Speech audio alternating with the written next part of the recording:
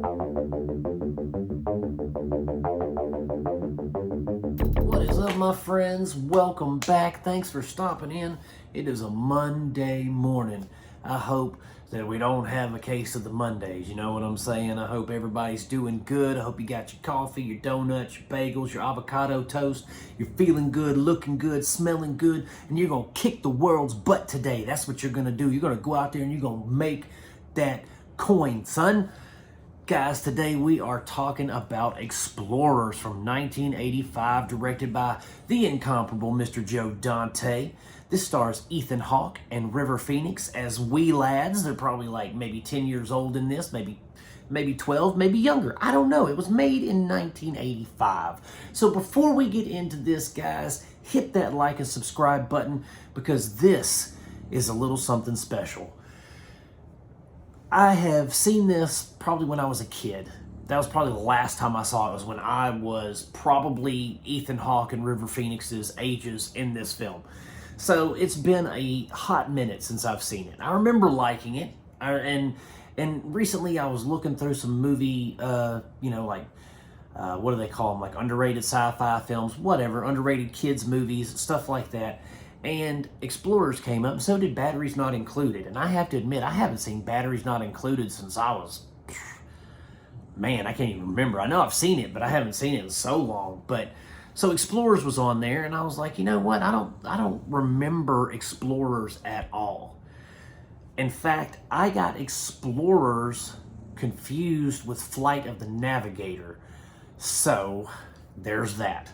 But Explorers is really an interesting kind of film. It's a family film, kind of a family film. Joe Dante, I feel, is really good at making these light-hearted films that also deal with big adult issues for kids, if you know what I mean. Like Small Soldiers. Is it Small Soldiers or Toy Soldiers? No, Small Soldiers. And then, we got Gremlins. A few other things he's directed, but all of them have kind of that central theme of like father, son, family. And it's always, some of them are rated R, but there's always that central theme. And this is no different. These kids, they all meet up in school. They kind of get bullied and picked on, as you do in these kinds of movies. And they decide, one kid, I believe it's Ethan Hawke's character, he's into like 1950s, 60s sci-fi stuff, War of the Worlds, Star Trek, that kind of stuff. And so he's obsessed with that. And he's like, I am going to go to space one day. That's his whole goal.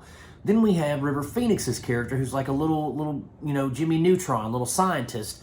And he comes up with this thing that is like a orb, but he can like type in stuff, make the orb bigger, smaller, it levitates, that kind of thing. So he's like super smart. Together, along with the Brawn, which is another kid. I didn't write his name down, but there's another kid with him. It's a little triad of kids. They build a spaceship, take off and go into space, have some misadventures, run into some aliens. And the thing is, the movie's really good up until the point where they go to space. After that, it feels like it kind of loses a little bit of its steam. It feels like it's not really...